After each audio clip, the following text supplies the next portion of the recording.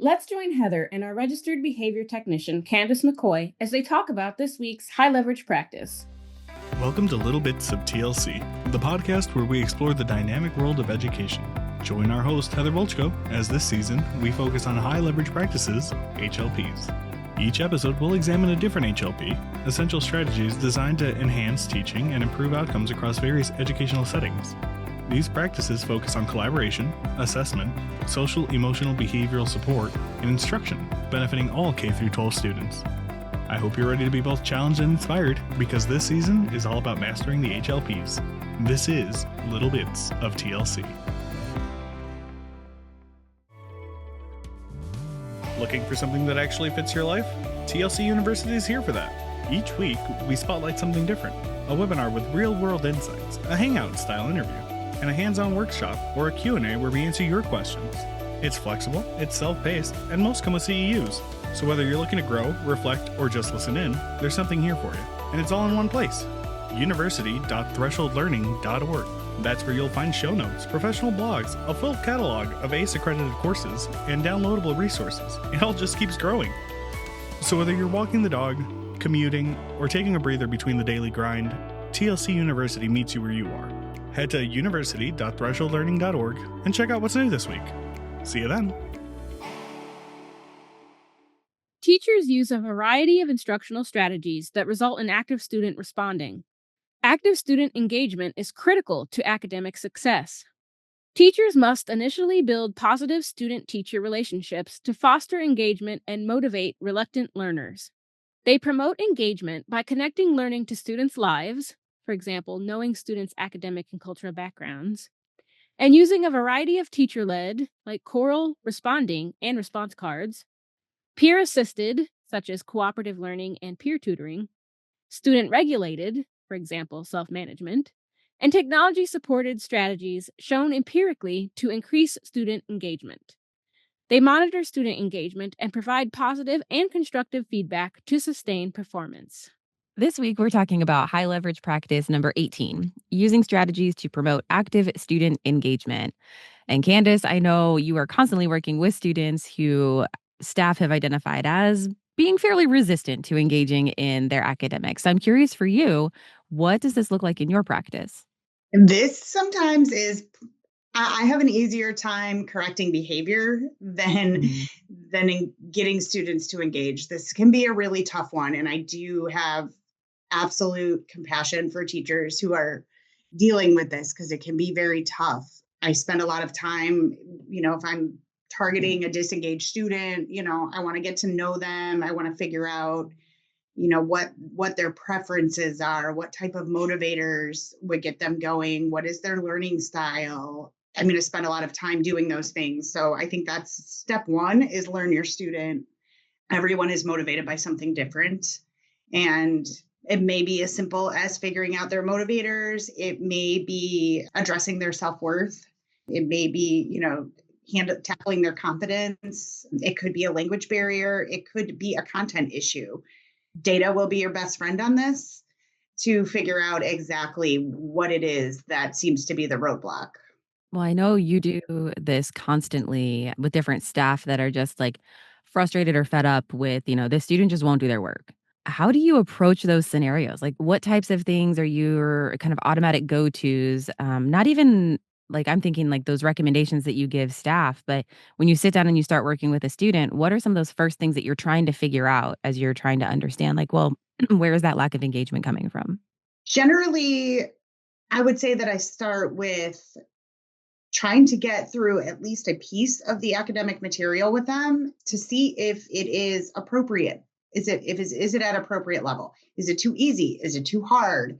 Is there a lot of reading and they can't read? Or is it a lot of writing? Is there a language barrier?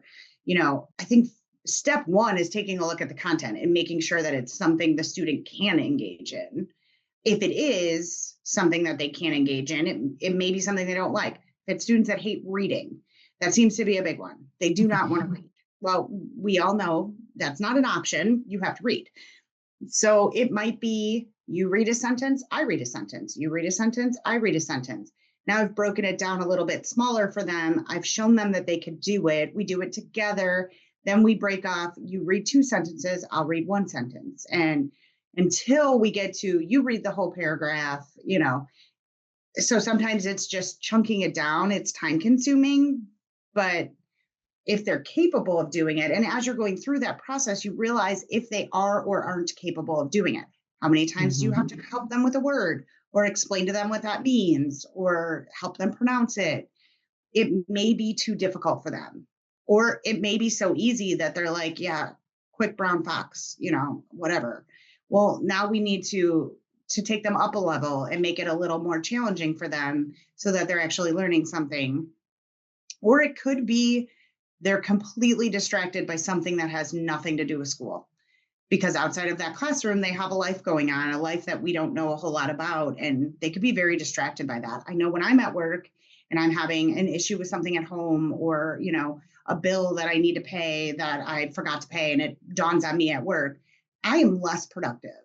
I'm less engaged. I'm distracted. So, we might need to get to the root of those distractions if that's the situation, and see how we can move past that to continue learning and help the student through it.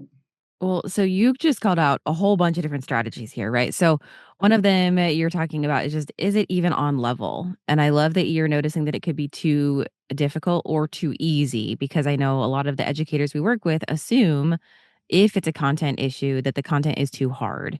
And I know you and I have both worked with many students who are showing up with some, big behaviors or big emotional reactions, and they are also highly intelligent. And so the level of work, just because there's a big blowback to engaging in that work, does not mean that it's too hard. So I love that you're leaving room for both, because I think sometimes in this population, it's sort of assumed that they're just underperformers and the content at level is simply just too hard. When in reality, our population with this entire season, it is so splintered. Like they've got so many skills that are either so much higher or so much lower across the entire map of any way you could break out those skills. So I love that you're leaving room that it could go truly either way. I think diversifying the instructional approaches is important too. Each student learns in a different way and they're going to engage in that material. And honestly, I don't care how you learn as long as you learn. That's what you're here for. So whatever it may be. And I always go back to a student who would not do his vocab, just would not read it, write it, learn it, didn't care, so incredibly disengaged. So we started taking walks. And while we would take walks, I would read the vocab word, he would tell me the definition, we would spell it, and we would walk around the school for long periods of time until we got through his entire vocab homework so that he knew those words. It was just a creativity that we had to diversify. He was not going to sit down and memorize vocabulary words. That wasn't going to happen. But if we were moving, if we were talking, if we were engaged together, then he was engaged. I understand that that's not a reality in every classroom to do something like that, but it's just an idea of creativity that you have to sometimes employ in order to engage the student with the material. Some stuff's just boring. And you got to find a way to make it a little less boring, because there are students who will not tough through the boring. They just won't. They won't do that stuff. They might prefer working in groups and this is an individual activity, or they want to do everything on their computer and this is on paper. So you gotta spice it up a little bit. Yes, you still have to do it on the paper, but we could probably make it slightly more fun and engaging so that, you're interested in it. And using multiple modes like collaborative projects or tech tools or gamifying the activities, stuff like that can, the ultimate goal is not that they do it your way, it's that they learn it. And remembering that that's the goal. And sometimes I think we get a little wrapped up in, no, this is how we do this. Mm-hmm. But this is not how that student does it. So what we want is the content in their brain. We want them to learn it and know it and be confident in it. And so we need to meet them where they are. Thank you for that, because yes, we are trying to get them to engage so that they learn. Mm-hmm. And so I know, I've been in situations where a certain intervention has to be run in a certain way to maintain the fidelity of the intervention. And quite honestly, it's horribly dry and boring, right? And so there's even been times where to facilitate that engagement, I'm just acknowledging the fact, yeah, I'm sorry. like, I wish I could be doing this differently. I wish we could be more creative with those strategies, but this is we're both stuck, right? Like we're both stuck with can we work together so that we can mutually get through this as quickly as well as possible so the learning can happen, the intervention can, work, but I'm not going to pretend like this is the best thing ever. Like sometimes it's just not. And there's nothing that as an educator that I can do about it. But yes, to every other option and opportunity, like if I am not stuck in that, like this must be run in this way for, this fidelity metric, creativity to the hilt, right? Like the goal is learning. The goal is for whatever this is to actually sink into them, just like you're like so beautifully communicating here. And I think if we can hold that perspective, well, then engagement becomes almost secondary to, I'm thinking, staff creativity. Like, can we be open and creative about how we can get them to, engage with that content? Well, then engagement will just naturally happen because we're being so creative with how they can access that learning opportunity. And I think even in those situations where it has to be done in the most boring way possible, and I think a lot about standardized testing in that there's, one way to do this and it's very controlled and it's very specific. If they engage in that, then what comes next? What are we going to do? Like, hey, I know this is horrible, but we're going to sit down, we're going to knock this out, and then you're going to get a 15-minute break and you can jump on the computer or you can go outside or shoot baskets. So we can get creative even in the really boring stuff. Creativity doesn't really stop there. It just might have to wait a minute, delayed gratification, but we've got something coming for you. I know that I don't make it through a day of work unless I know that there's a paycheck at the end of it. So we're all working for a reward of some sort. There's nothing wrong with that. Just, get creative in that area too. And I think pay attention to their body language, their participation, their emotional tone. Like you'll get a lot of signals as to how engaged they are just by watching that. Yeah, no, thank you for challenging me on that because in my mind, I'm thinking like an educator, right? Like what are those engagement strategies that I could be leveraging within this activity to increase that learning? And you're 100% correct in saying that sometimes it's not even just within that activity, it's what's going on around that activity before and after if we can't touch what's happening during. And yes, all the reinforcers and motivators and all of those things are absolutely the strategies that we're leveraging to make that happen and actually get through those things that may be activities that have to be done in a certain way and that we don't maybe have that leverage of creativity that we can leverage during the activity. And I think being prepared to pivot or adjust if what you're trying isn't working, do quick checks like a thumbs up or an exit ticket or something like that.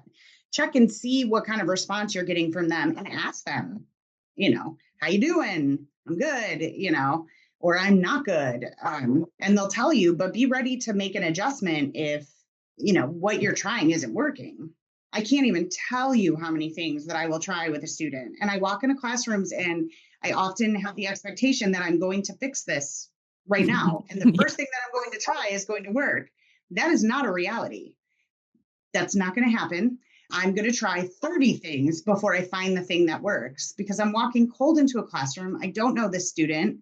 And I have a goal in mind, and my goal is to engage them in the academic material and for them to learn. So I got to pivot all the time. Like, well, that didn't work. Let's try again. Yeah. And I think you're walking in cold knowing that you're walking in cold. I think sometimes as educators, we think like, well, this has been working for the past couple of months. Like, why did it stop working? Or like, why is this no longer effective? And I think sometimes it can be then harder to remember or choose to pivot because it's like, well, but this is working. And so now I think sometimes I run into situations with staff where then the kid is broken. Like clearly the strategy was working. So now the kid is the problem. But I love that you're kind of like, well, then it doesn't work, then pick something else.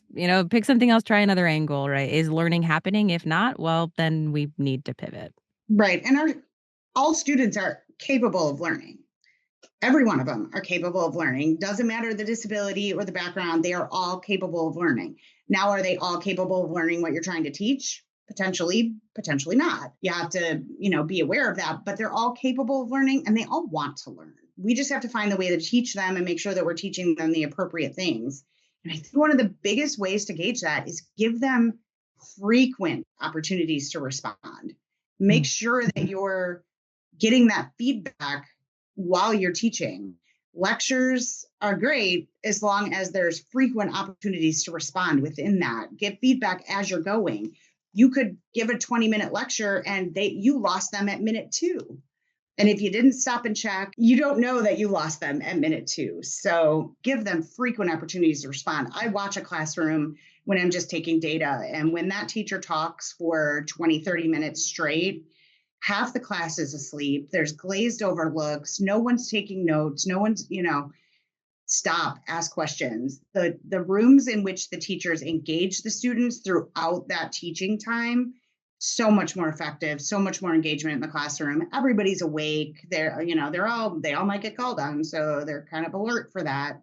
So yeah, I think that's really, really important in keeping the classroom engaged. I think what I'm hearing through this entire conversation is that the best strategy to increase or activate our students' engagement is simply for us to be highly engaged with them.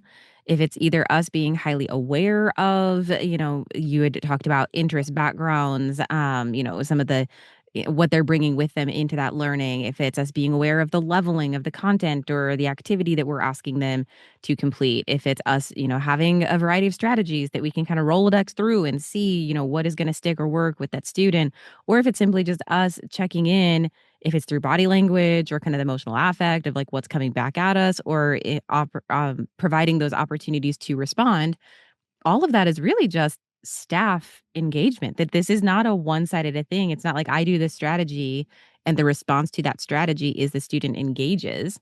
It's I am choosing to engage with my students, and the natural outcome of that is that my students engage with me.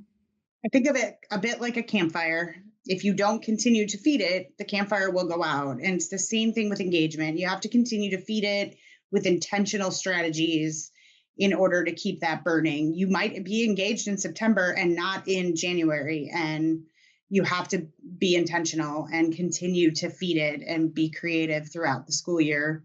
Well, thank you so much. I know, like I said at the top of this conversation, you are almost only ever pulled in to work with students because they are not engaging. So thank you so much for kind of sharing with us what you're seeing behind maybe just what you're walking into to really increase that engagement in all the different kinds of ways that you've tried to do so. Thank you. Working in a self-contained, alternative education, therapeutic, or correctional classroom? Project Onward is a 6-strand cohort-based project designed to help you build a strong, structured program for complex students who need extra specialized support. You'll get practical tools to set up clear routines, strengthen engagement, manage behavior, and plan instruction that actually fits the splintered needs of your students. By the end, you'll walk away with a complete, ready-to-use program that has been adapted to your local needs. Led by Heather Bolchko, Lathrell Eisler, Jonathan Barbario, and Manny Wasias, Project Onward blends proven strategies with vetted experience, helping you move forward with confidence. If you're creating something from the ground up or looking to update what you've got, this project gives you the structure and clarity to do it well. If you support students with low incident needs, Project Base helps you design a consistent classroom built just for them. And if you're working in general ed or resource settings with behavioral challenges, Project Thrive gives you the tools to work with, not against, the flow of your classroom. Visit university.thresholdlearning.org to meet the team and get started today. Let's move onward together. Student engagement is crucial for achieving positive academic outcomes. The link between engagement and academic success is robust and well documented. Engaged students are not just more likely to excel academically, they are also more likely to develop a genuine interest in learning and a sense of autonomy. Teachers often employ a range of engagement strategies to motivate students and foster personal connections. These might include collaborative activities like peer-assisted learning or individualized approaches such as personalized feedback. Beyond just getting students to participate, effective strategies help students see the relevance of their education and foster a sense of belonging. Beyond just getting students to participate, effective strategies help students see the relevance of their education and foster a sense of belonging. Engagement itself is a multifaceted concept, encompassing cognitive, affective, and behavioral dimensions. Behavioral engagement involves students' participation in activities.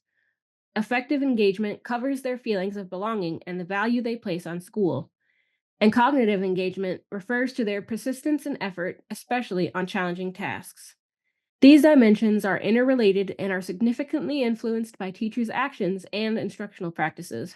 The level of student engagement directly impacts academic achievement and the likelihood of graduating from high school. This is especially important for students with disabilities who, when included in general education settings, may not always engage as actively as their peers. Such students are at a higher risk of dropping out, while engagement being a key predictor of high school completion. To mitigate these risks, it's vital for special education teachers to help students set personal goals, explicitly teach and model engagement behaviors, and build strong relationships from the start. By strategically integrating engagement strategies into daily instruction, educators can address many of the challenges that threaten students' academic success and overall well being. Maintaining high levels of student engagement can be one of the more demanding aspects of teaching, yet it's crucial for fostering both academic achievement and student satisfaction. An effective special educator plays a pivotal role in crafting and delivering instruction that keeps students engaged and progressing towards their academic and behavioral goals. There's no single path to achieving this, but engagement often flourishes when the learning activities are suitably challenging, when students aren't distracted by their surroundings, and when they have access to supportive strategies that aid their success.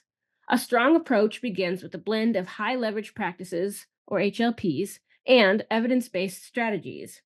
For instance, incorporating explicit instruction, HLP 16, and providing high quality feedback, HLPs 8 and 22, within a well organized, respectful learning environment, HLP 7, sets a solid foundation for engagement. Furthermore, systematically designing instruction to meet individual learning goals, HLP 11, and integrating relevant adaptations like technology supports, HLP 19, and scaffolds, HLP 15, can significantly enhance student engagement. By combining these practices thoughtfully, educators can create a learning environment that not only captures students' interest, but also supports their ongoing development. Teachers who excel at promoting active student engagement understand that building strong, positive relationships with their students is key. They tailor their approaches to fit individual needs, often incorporating technology like augmentative communication devices or visual supports to enhance engagement. These educators are adept at using a range of research backed strategies to keep students actively involved. This might include fluency building activities, guided notes, class wide peer tutoring, and various digital tools. They ensure that students have ample opportunities to respond and interact with their peers, fostering a dynamic and participatory learning environment. Feedback plays a crucial role in this process. Effective teachers provide detailed, academic, and behavior specific feedback, helping students understand how they're meeting expectations and motivating them to maintain or improve their performance. Additionally, they embrace the energy of a classroom engaged in group activities, encouraging what might be termed good noise, that lively, productive buzz of students collaborating and learning. By integrating games, rewards, and consistent praise, they create a vibrant atmosphere that supports active and enthusiastic participation. To effectively support teachers in fostering active student engagement, school leaders should focus on various key areas. Start by providing educators with robust professional development and coaching that covers a broad spectrum of strategies aimed at enhancing student involvement. Observing how these strategies are put into practice allows leaders to offer valuable feedback, highlighting both strengths and areas for improvement. When teachers face challenges in applying these strategies, it's crucial to work collaboratively with them to pinpoint specific obstacles and provide targeted support. Encourage educators to think creatively and explore innovative methods for engaging students while also staying updated on new developments in engagement strategies to keep the teaching approach fresh and effective. In essence, fostering a culture of active engagement requires a commitment to ongoing learning, flexibility, and a proactive approach to problem solving and support. Research consistently shows that student engagement plays a crucial role in academic success, particularly for those at risk of poor learning outcomes. While most studies focus on general education, we know that students with disabilities are even more vulnerable to disengagement and dropout. This risk is significant because disengagement often leads to negative educational and life outcomes. For educators, especially those in inclusive classrooms, recognizing the signs of disengagement and addressing them promptly is essential. Teachers must implement a variety of strategies to keep these students engaged.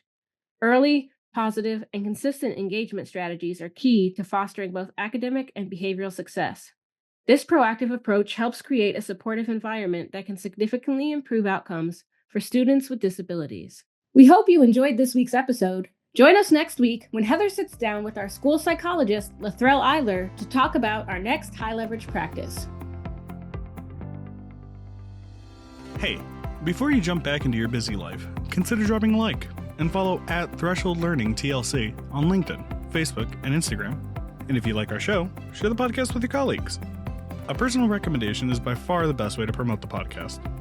Let them know that they can listen on Apple Podcasts, Spotify, or anywhere else that they catch their podcast. Just be sure to leave a rating and review on your favorite platform.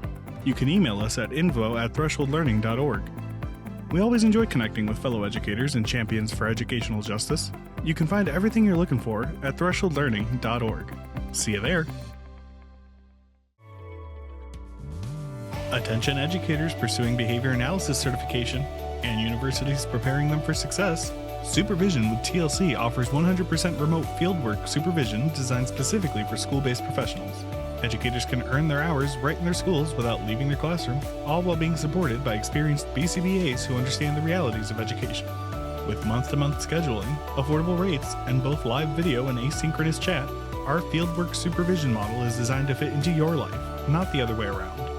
We also invite universities to enhance their graduate programs in partnership with our team of practicing school-based BCBAs. Our fieldwork supervision model keeps students on track for certification by helping them connect their practice to all exam domains so that they can confidently pass the exam. Explore more at university.thresholdlearning.org/supervision or email supervision@thresholdlearning.org to connect. Supervision with TLC, where educators grow into behavior analysts.